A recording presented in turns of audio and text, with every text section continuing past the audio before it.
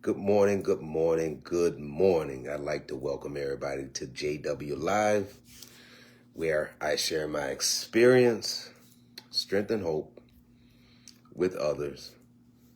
God delivered me from hell. So I'd simply come and share my experience, strength, and hope. I'm not a minister, I'm not a pastor, I'm not any of those things. I just come to share my experience, strength, and hope with people that are just like me, or that have gone through some of the same things I've gone through. So I'm not a professional or any of those things. I'm just a regular everyday guy here to share my experience, strength, and hope. And again, welcome to JW Live. I got my coffee.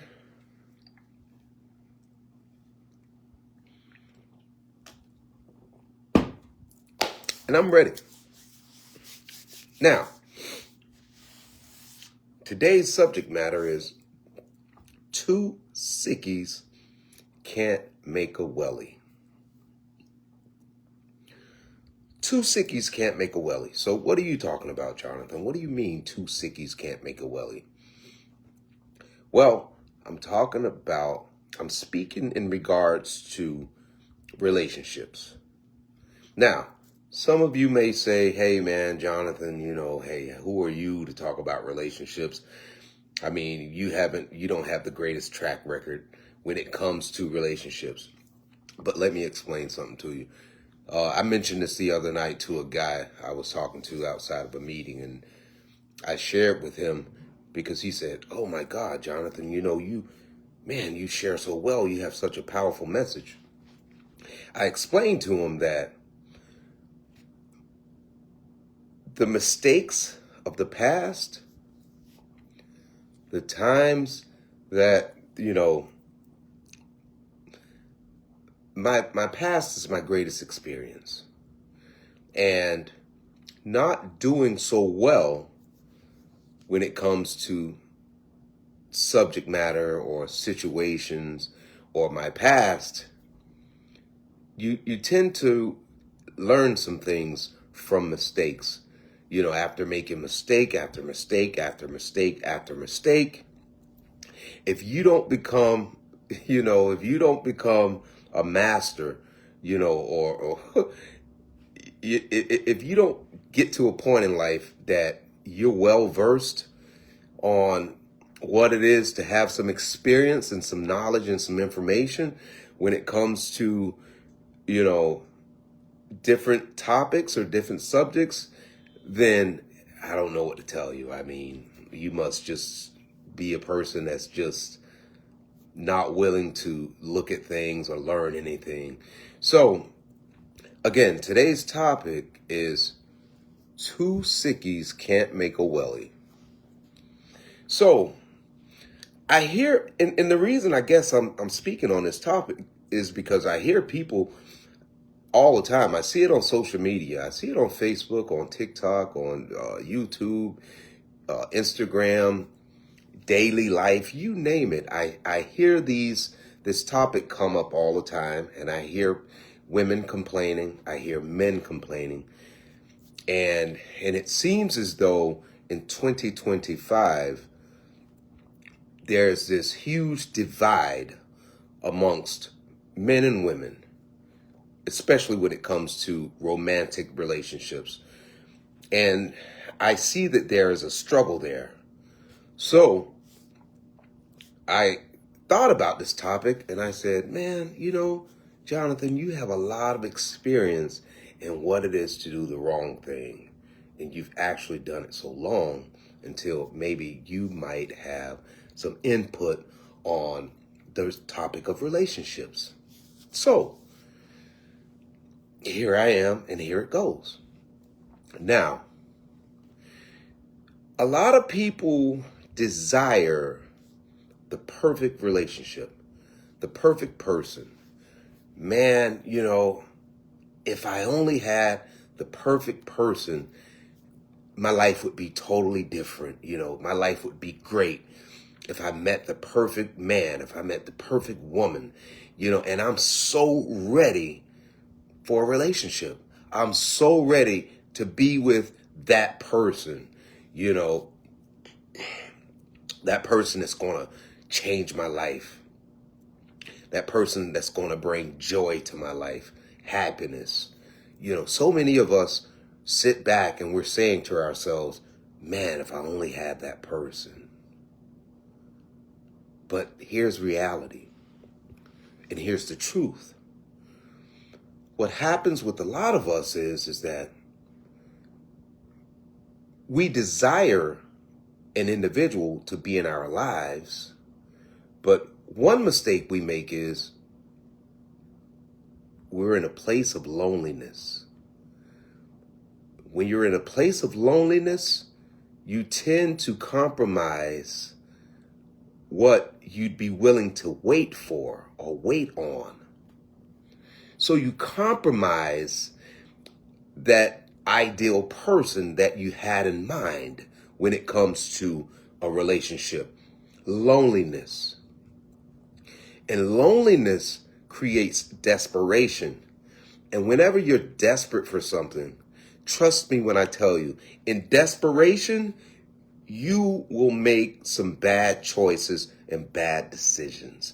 Because when we're desperate, we're in a mental place that, we have this fogged sense of thinking. We don't see things clearly. We don't think clearly when we're desperate. So loneliness creates desperation. And when we're desperate, we make bad choices and bad decisions because we compromise some of our morals. We compromise our character. We compromise what we desire as far as that individual or as far as that person. We compromise those things. Now, so Jonathan, you say 2 Sickies can't make a Wellie. So the thing is that when we start talking about relationships and what we desire as far as a relationship, a lot of us are in a place in life that we're not ready for the right person. Because, and I can speak for myself, there's so much wreckage from the past. Some of it's, me, some of it, I just created a lot of it. Some of it's other people, that did whatever. But for whatever reason, I found that, I had a lot of trust issues because of past relationships. I wasn't willing to open up 100% and allow people into my world or allow a woman into my world because of trust issues. Now, people say that, well, where does trust issues come from? Trust issues for me came from, and again, I'm speaking for myself. Now, trust issues came from me in my past not being so trustworthy myself. From me personally not being honest with, a young lady I was involved with, maybe some cheating. See, cheating only creates further trust issues. When you start talking about the fact that you might want a relationship, you want to be with somebody else, a lot of your past and a lot of your trust issues come from the fact that you were a cheater yourself. You weren't honest with women or you weren't honest with men yourself. So when it comes to this new person, a lot of that mental is there. So a lot of that thinking is there. A lot of that thinking of, I wonder if they would do this. See, they told me a long time ago, if you spot it, you got it. So a lot of times when I'm dealing with a woman, I'm looking at the way my mind functions and the way I think. It's almost like, back in the day, we used to play a game called Cops and Robbers, right? And in order for the police or in order for the cop to catch the robber, he has to think like the robber.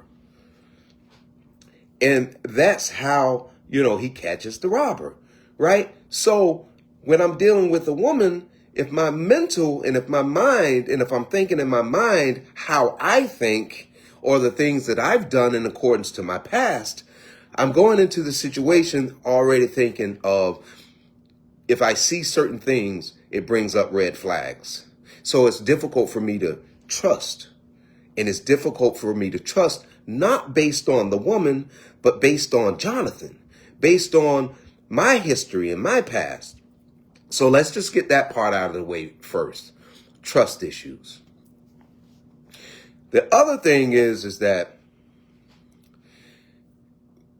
a lot of times for individuals that are seeking a relationship or seeking someone to be with and to spend their time and their life with, a lot of people are dealing with very damaged people.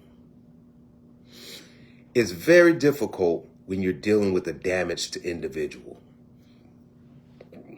When you're dealing with damaged people, people bring their damage from their past up to the new situation. So, in other words, if they meet somebody new, if that person comes across, that person can be, the best person for the situation, person can be nice and sweet, but because so many people are damaged, they're bringing their past to this new situation. They're looking at the new individual with all of this resistance, reluctance. They're thinking in their minds, because they're damaged, they're thinking in their minds that, you know what, this person's too cool, this person's too nice. I can't trust them. I don't know what they're up to. I don't know if they have any ulterior motives, right? We go into new situations thinking like that. So it's already set up to fail. The problem with it is that we have, in our past, we don't give ourselves enough time to deal with ourselves, enough time to deal with who we aspire to be, what we want to be, right? There's no way, it's not even possible if I'm unhealthy thinking that I am going to attract a healthy person. Listen, if I'm damaged, and because of my thinking and because of what I put out in the atmosphere, trust me when I tell you, more likely I'm going to continue that repeated cycle of attracting other damaged people or people that's just not good for me, right? And that's why it's so important in that time of breakup to take some time to yourself, to do some work on yourself. Now, there's no time limit on that. And that's the problem with most people. Most people aren't willing to take the time that it takes. And who knows how long it might take. It might take some time. It might take a year, 2 years, 3 years, whatever the case may be. It takes time. It's not a rush process. If you try to rush it, if you try to shortcut it, it won't work. So you have to take some time for yourself to get to know who you truly really are, what's good and bad about you, where you fall short, where your patience, where you're impatient, the things that make it difficult for you to be with someone else. A lot of us, we can just tell in our friendships with people. A lot of our friendships with people highlights some things that are bad about us or that don't come across as inviting or being a good friend to other people. See, 9 times out of 10, if you're not a good person in just regular friendships, it's going to be difficult for you to be in a relationship. Because a lot of our friendships is going to truly show us who we truly are and how we interact with our own friends. So if we're not good with dealing with friends, 9 times out of 10, we're not going to be good in a relationship, because a relationship is all about friendship. A relationship is all about having my back. A romantic relationship. It's all about friendship. It's all about me being the best possible person that I could be for this person, right? Because what we should do in a relationship, we should enhance each other. There should be some good qualities about you that's going to make me better, and there should be some good things about me that's going to make you better. But the problem with that is that, again, I move forward and I'm damaged. And when I'm damaged, I bring all that crap from the past, all that wreckage from the past into this new situation, thinking that this person is going to be the save all. This person is going to help me. We're looking for people to save us. We're looking for people to help us, right? And what ends up happening is, and the truth of the matter is that we're looking for people to co-sign our BS. We're looking for people that's going to tolerate us, right? In a healthy situation, you're not looking for people to tolerate you. You're looking to grow with someone, right? That's another thing. Now, the other thing is that, so there are no perfect people. There are no perfect people. There are perfect people for our situations, but there are no perfect people. And until I come to a point that I'm willing to self-assess, to look at myself and my imperfections, I cannot accept someone else's imperfections unless I accept my own. See, when I'm looking at other people and I'm saying to myself, hey man, as soon as they make a mistake or as soon as they make the wrong decision, right, I beat them over the head with a hammer. See, some of us got to put the hammer down and pick up the feather. Stop beating people up with the hammer, right? Because the reality of it is that, listen, if I were to look at myself, I'd see that, man, I'm just as flawed as the person that I'm judging. I am just as flawed as the person that I am judging. So some of us need to put the hammer down and pick up the feather. Now, another thing, because again, this is 2025, I'll be 57. I've been in plenty of relationships, and I don't know necessarily if that's a good thing or bad thing. Maybe I should have been married by now. Maybe I should have had that person. I don't know. But what I do know is that for a very long time, right, I have not been the person that's been ready to have a person in my life and be successful because of my history and my past and who I am. Now, I've gotten better. And the only reason I've gotten better is because I've had a lot of self-time. I've had a lot of time to sit and think about a lot of things. And what I can honestly tell you is that the majority of the things that I've had time to sit back and think about did not consist of my ex-girlfriends or my significant other, any of that. The time that I've had to sit by myself has been solely about Jonathan. If you've gone through a breakup and you're sitting there and your whole thought process is about how wrong they were, trust me when I tell you, you're not ready to heal, you're not ready to move forward, and you damn sure ain't ready for the person that's coming or this new person. You're not ready. You are not ready. Because at the end of the day, it's all about me when it comes to me getting better. I can't get anybody else better. I can't control people. I can't make people think a certain way. I can only get better by looking at myself, by working on myself, in hopes that I get healthier, I get better, and I'm in a place where I'm ready, for that person to come into my life. Now, the other thing is that, again, and I want to bring this up because I think that it's important, and I think it's 2025, and we have this great divide between men and women. I know some people don't want to discuss it. Some people don't want to talk about it. I mean, yes, it's the big pink elephant in the room, and people want to ignore it as though it's not there and it doesn't exist. But here's the truth. The truth of the matter is that feminism has destroyed a lot of the communication between men and women. Yeah. The feminist movement. It's okay for a woman to be independent when she is in with herself, when she is not in a relationship, when she is living life on her own, she's paying her own bills, she's taking care of herself. That's fine, that's well, and that's dandy. But in reality, once you get to a point that you're ready to, cohabitate with an individual, you're ready for a romantic relationship, right? Some of that stuff has to be put away.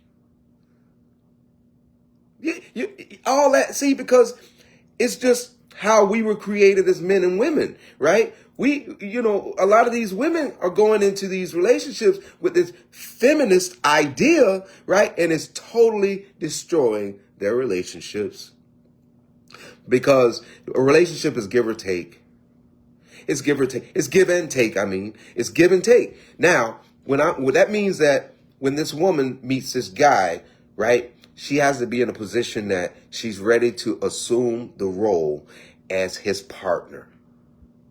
And if you're a woman and you've been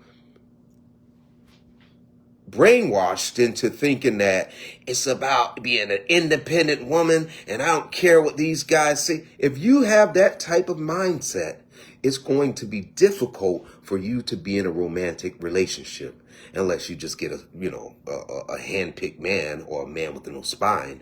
But the reality of it is it's going to be difficult because there's a certain level of giving and loving that's required.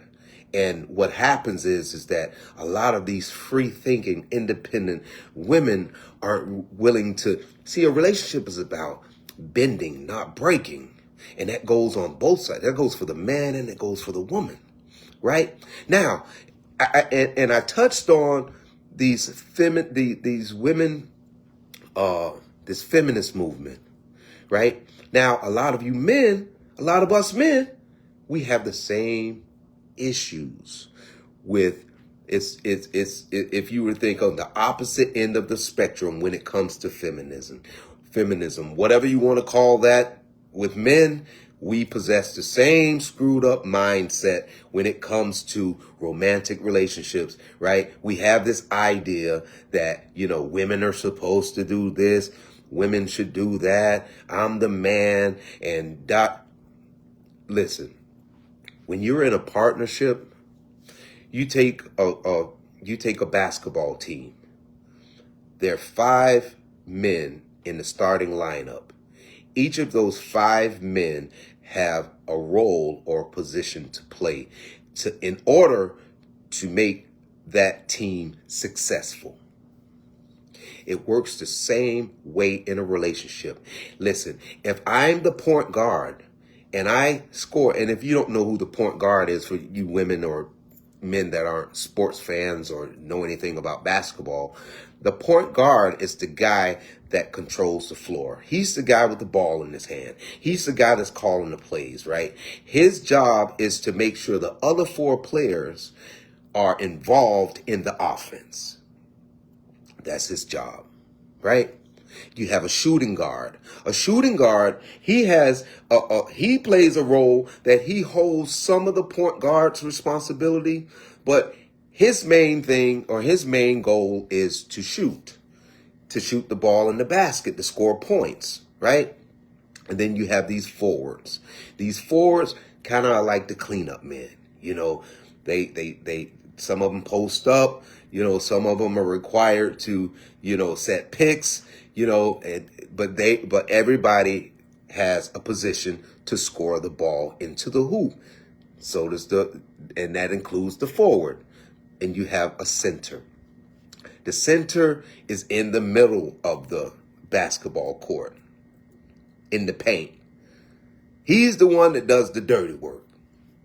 He's the big dude. He's the guy that, the point guard might be 6'2", 6'3". The center, this guy is like 7 feet tall, man. And he dominates anything that's around that basketball rim. He dominates that. So when you have a well-run offense,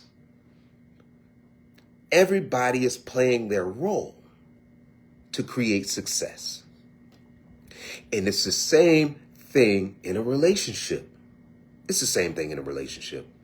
So if you have this feminist approach, or if you have this guy, this man that thinks that, he's going to be male dominant and I'm just going to dominate and it's my job to dominate, right? People aren't playing that offense the way that a successful 5-man basketball team is playing the game. And that's why we have this huge divide amongst men and women. This huge divide. Women need to start allowing men to be men, and men need to start allowing women to be women. And women need to be women, and men need to be men. Because back in my day when I was growing up, I got an opportunity to witness it. And there were, yes, of course, there's always been, bad relationships or people that didn't, last, or domestic abuse. There's always been all of these things.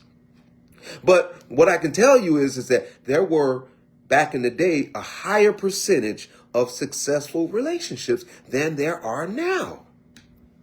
That's not by coincidence. That's not by coincidence. People can argue and say what they want to say, but that isn't a coincidence. I'm telling you that there's a divide between men and women. And it's almost to the point that, people are selling this feminism and this independence, and men are, with their dominance in their way of being, to the point that it's created almost a disdain or a dislike for men and women. For women against men, and for men against women. And it's sad. It's sad. I mean, it's to the point that if I'm walking in Walmart, or if I'm in the mall, or if I'm out on whatever town you're from, that main street, and you're hanging out, and you say hi, it's so uncommon. It's to the point that he's flirting with me. He wants something from me. And I was just being polite. Vice versa. Woman speaks to a guy, automatically this guy, he thinks in his mind, she wants me. She was being polite. But it's so infrequent now, to the point that it's not practiced anymore. People read the wrong signs. There's a divide between men and women. And again, it's almost to the point that we dislike each other. And that's sad. Sad. It's sad, man. Listen, I used to say this all the time because people would ask me, they'd say, well, Jonathan, let me just say this. I've always been the type of guy that if I had an issue with a woman, I never went to a man about me having an issue with a woman. Some of us men, we go to our homeboys. Or we go to, we got these dudes that's going to tell us. See, a man can't tell me about a woman, and vice versa. These women go to their homegirls, or these women. A woman cannot tell you about what it is to be a man. So if I need some advice, or if I need a suggestion when it comes to me dealing with a woman, I need to have a good enough woman friend that's going to be non-biased, and she's going to be able to sit there and she's going to tell me some things about what it is to be a woman and give me a different perspective, a different outlook on how I should probably deal with the situation. See, some of us men, we go to our homeboys, and man, our homeboys have us in the doghouse. And I'm not saying that every single man has bad advice when it comes to women. But what I'm saying is that for Jonathan, I tend to have some female friends, man, that I really feel like love me enough to give it to me from a woman's perspective. I need it from a woman's perspective when it comes to women.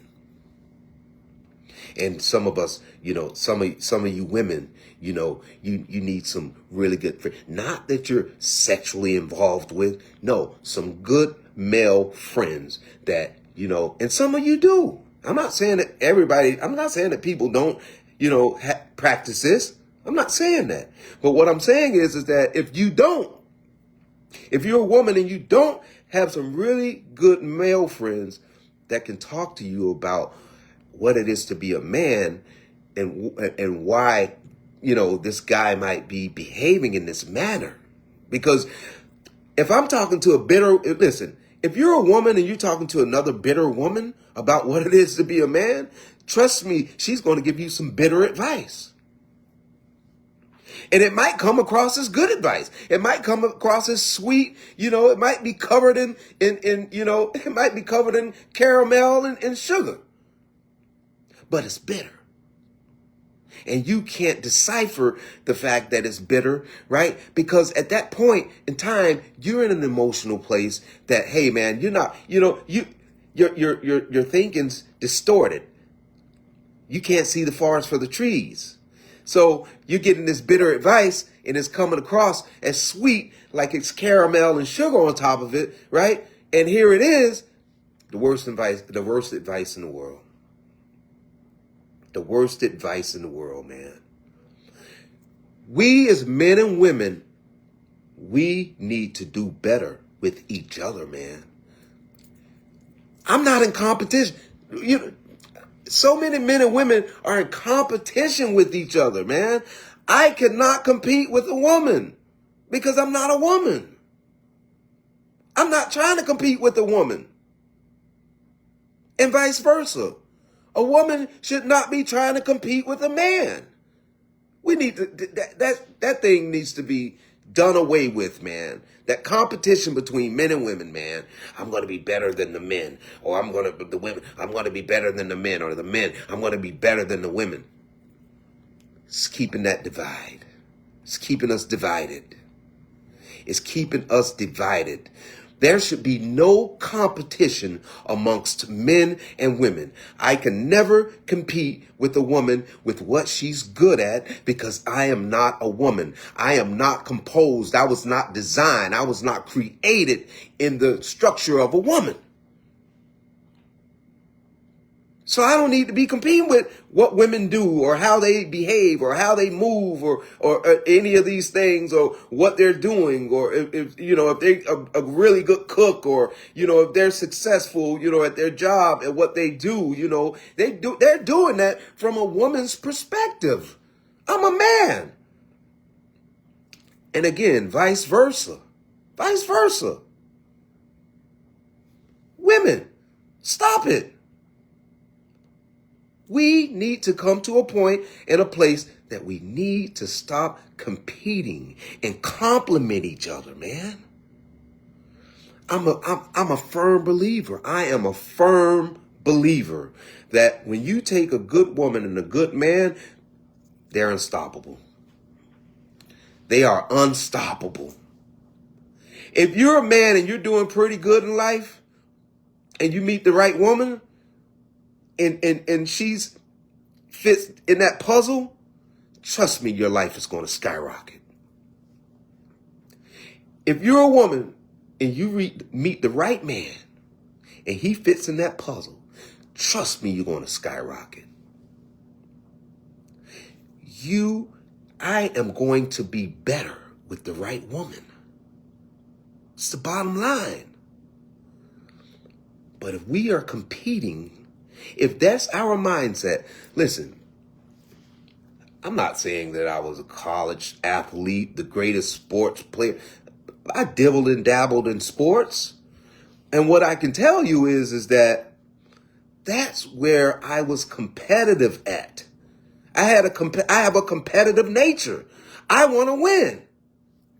But that attitude does not apply when it comes to relationships. I'm sorry. That attitude, I'm setting my relationship up. I'm setting it up for failure. If I'm looking at my chick or my woman as competition, and vice versa. If my woman is looking at me as competition, we're done. We're done. We should be complimenting each other, supporting each other. That's the bottom line. That's the bottom line. And honestly, two sickies can't make a wellie, man. If you're a man and you have all of your baggage and all of your damage and all of your pain and destruction from the past when it comes to relationships, and and none of it's resolved, you have no business in a relationship. None. If you're a woman and you're still, and trust me, as I'm scrolling through social media and looking at posts, I can tell the women that are bitter. Those women, and those are some of the same women that are saying, oh my God, if I had this guy, or I'm looking for this tonight, or I wish I could have this, or a man that, you ain't ready. You ain't ready. I'm scrolling through social media, I'm looking at the post, and I'm seeing this woman is bitter. So, I was sharing this with the guy the other night. If you hit the lottery, so that means that your finances are good. If you've gotten a new car, a new house, got some money in the bank, and you're having the most phenomenal day of your life, if you are having the greatest day of your life, trust me when I tell you, the person that you have an aught with, the person that you have beef with, those people are non-factors in accordance to your good day. When I'm in a good place, it ain't too many people that can come and ruffle my feathers because, man, I'm too busy enjoying life. See, that's the thing that has to take place prior to me being in a relationship with anybody. I have to figure out how to have that day regularly without those things naturally.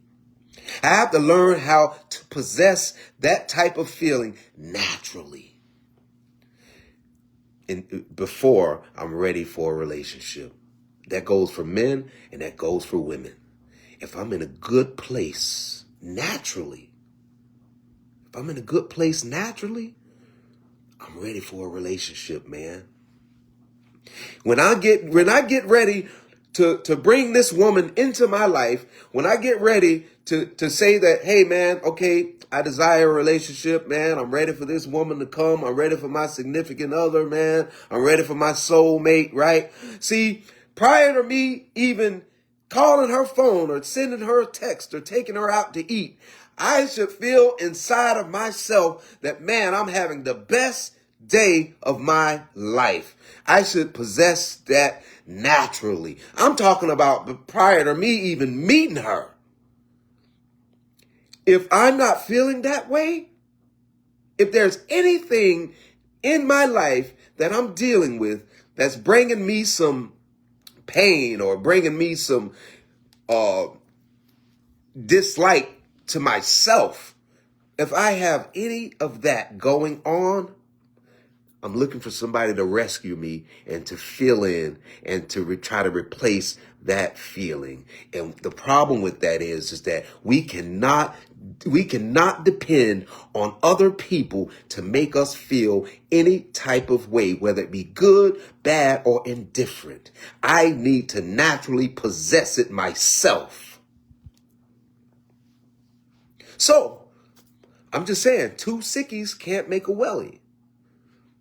And for the people that are out there, if you're in a place that you're ready to move on and you're ready for that new person, I hope that you've sat down and you've really looked at yourself.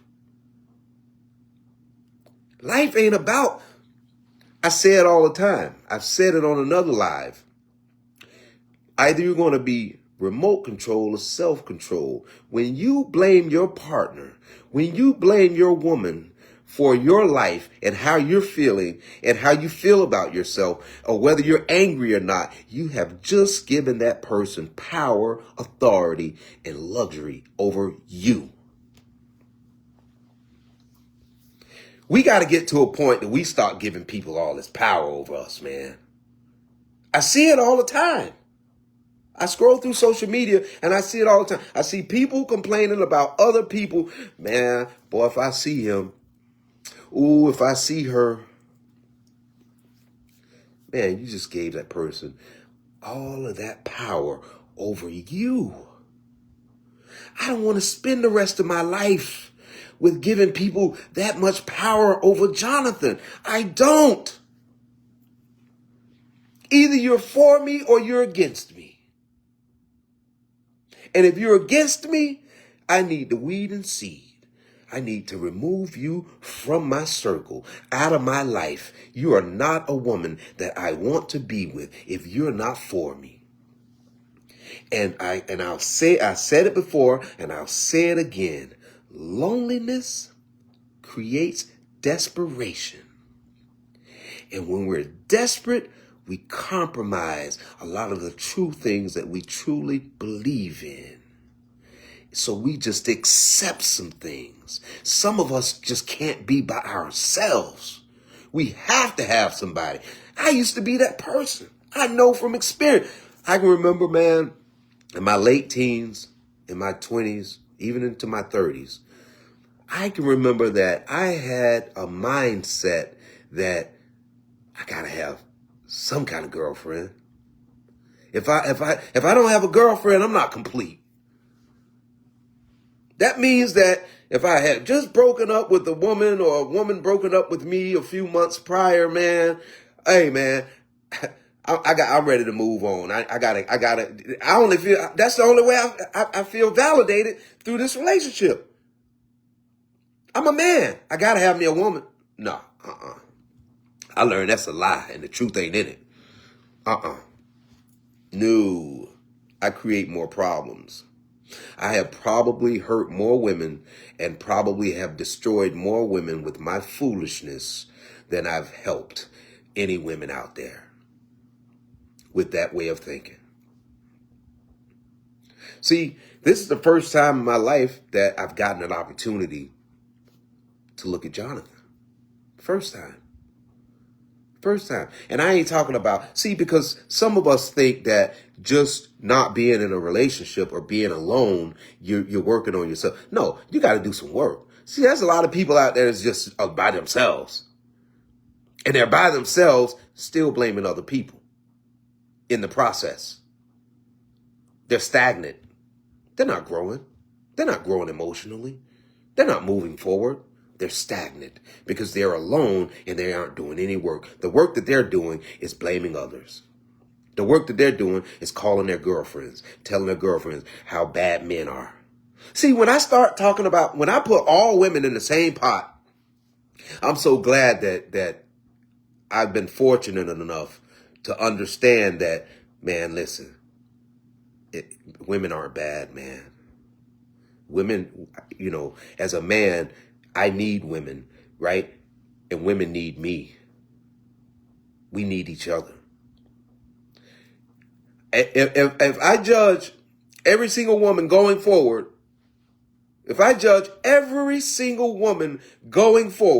based on the failed relationship I had before the new woman, it ain't gonna work. It's not gonna work. It's not gonna work. Have I dealt with some women that weren't? See, I don't think necessarily, and this is just Jonathan. This is my thinking. I don't think necessarily that I had bad relationships or bad women.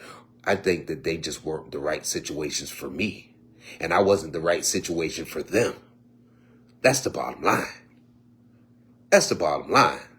But if I go into every single new relationship and I meet a woman and I'm thinking about how bad it failed before she came, and see, because I'm going to start looking for those things in this new woman. as opposed to being free and clear. See, it's a new canvas. I'm in a position where I'm able to paint a brand new picture. I have a brand new canvas, right? But hey, man, if I have paint left over on that canvas from, the past, there ain't no room for me to paint a new picture. There's no room for me to paint a new picture if I still have paint left on that canvas from before. So, I'm just saying, two sickies can't make a wellie, man. And men, we need some healing, and women, we need some healing. But I can tell you, what I can tell you is that male dominant attitude, that ain't gonna work. And that feminist approach, that ain't gonna work. Because relationships is all about give and take, right? Sometimes it's about bending so far, but don't break. Sometimes I have to give more.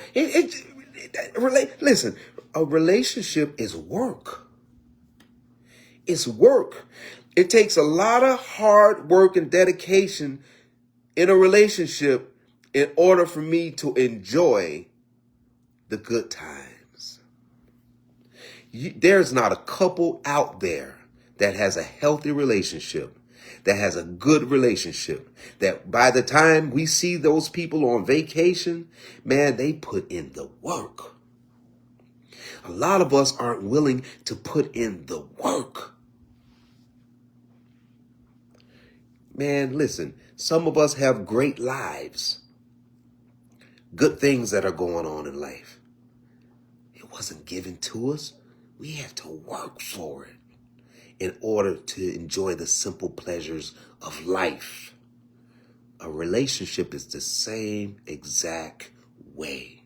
It's the same exact way. We have to be willing to put in the work, and that's both parties. It ain't a competition. It ain't about you, just you. It ain't about just him.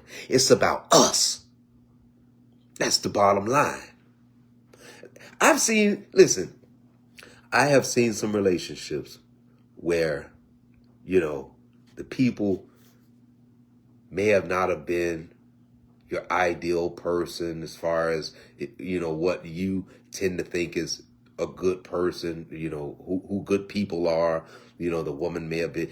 But listen, one thing about it, man, they were on one accord, regardless as to, whether society thought that they were good people or if they, qualified to be good people, whatever the case may be, man, these two people were on one accord, man. They had each other's back. They had each other's back. See, one thing about a relationship, and I'm not saying when you marry someone and you go to marriage counseling or you do any of those things, when you're in a relationship, you got to be willing to keep your business in the relationship and not outside of the house. When they talk about that pillow talk, that's where that needs to be discussed, in your house, amongst you. Because as soon as you bring in an outside influence, you now have a different perspective. Now, I'm not talking about in cases, because I mentioned this before. I'm not talking about in cases because I said it before. I'm a man, and when I need to know some women's stuff, when I'm going through some women's issues, when I'm in a relationship and the relationship gets a little rocky, I'm not saying seeking out advice, because I'm a man. I'll go to a woman quick. I have some women friends that I can go and say, hey, man, listen, Cheryl is just bugging and I don't know what's going on and I don't know what the problem is. And I'll go to a woman and ask them, when I talk about taking your business, I'm talking about, every time there seems to be a problem, you're on Facebook or you're on social media, you're seeking out advice from people that are miserable, people that, again, They give you the advice. It looks like it has cream and sugar on top, but it's bitter as hell because you're dealing with bitter people. I got some good friends that are women. Trust me, when it comes to relationship situations, I can call, man. Be like, hey, listen, so-and-so, this is what's going on with me and my girl, man. They don't like my girl. They're not biased to me. They're not, and they'll tell me straight up. They'll tell me. They'll say, Jonathan, listen, bro, you need to tighten up. You need to tighten up. See, because the first start is when I call one of my women friends, the first start is I never call them saying, yeah, she, because at that point in time, I need some help. And the only way I get some help is I got to call my homegirl and be honest. That's why a lot of us get the feedback we get, because we call with the foolishness. When I call my homegirl, I tell them exactly what I did. Situation for situation. Word for word. I don't come in there with, oh man, she's the worst person. And if she wouldn't have did this, I tell them straight up. Yeah, man, I was a little short with her too. See, I need to hear the truth. And I got some homegirls that'll tell me the truth from a woman's perspective. I don't go to my homeboys. You know, I'm not saying that there aren't times that I might call one of my homeboys, but I'm saying for the most part, when it's deep and it's serious, I got some women friends that I can call, and because they know what it is to be a woman. A man will never know what it is to be a woman, and a woman will never know what it is to be a man. That divide that's between the sexes, the men and the women, this is the biggest divide that I have seen since I've been born. This is the biggest divide I've seen. And there are a lot of contributing factors in that. And we need to fix it. We need to fix it. Because if we don't fix it, we're going to get divided further and further and further and further. So, I hope that somebody got something out of this topic today, and I hope we continue growing. You know, my page is getting, I'm getting more followers. We're building this thing up. Let's continue growing. Hey, man, I love all of you guys, and until we talk again, peace.